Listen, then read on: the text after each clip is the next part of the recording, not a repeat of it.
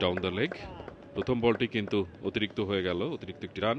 এবং আবাহনী তাদের wow excellent delivery, তিনটা বল কিন্তু লেগ স্টাম্পের উপরে করেছিল, এই বলটা অফ স্টাম্পের উপরে।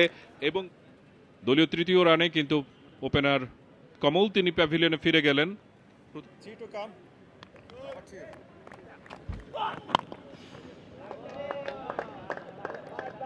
প্রথম বাউন্ডারি ইনিংসের, এবং সেটা পারভেজ হোসেন ইমনের কাছ থেকে, ইনফ্যাক্ট নাজমুল হোসেন শান্তর ব্যাট থেকে।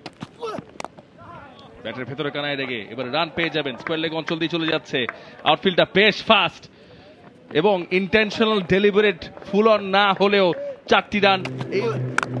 এবার অফ স্টাম্পে বাইরের বল স্লটে পেয়েছেন, সুইট পার্টও ব্যাটে খেলেছেন এবং অনেক এবার কিন্তু অফ স্টাম্পের একটু বাইরে জায়গা পেয়েছিলেন এবং চমৎকার ভাবে কানেকশন, সেটা একটা বড় প্রশ্ন। বলতে বলতে এবারে কিন্তু ব্যাটে বলে ওয়েল কালেক্টেড একটা শট, টাইমিংটা ভালো হয়েছে, গ্যাপটা।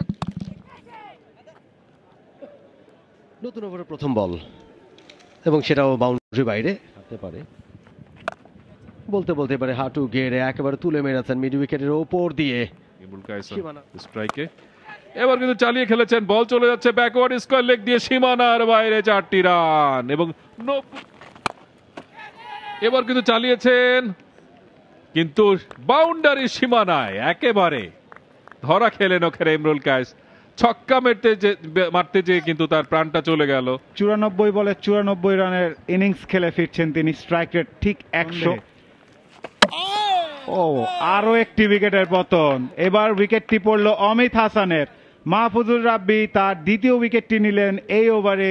অমিত হাসানও 6 রান দূরে ছিলেন হাফ সেঞ্চুরি থেকে, আর সেঞ্চুরি থেকে 6 রান দূরে থেকে। আনফরচুনেটলি জাতীয় দলের হয়ে তার ক্যারিয়ারটা খুব একটা লম্বা হয়নি। লেট কাট খেলেছিলেন, বল চলে যাচ্ছে সীমানার দিকে এবং 4টি রান।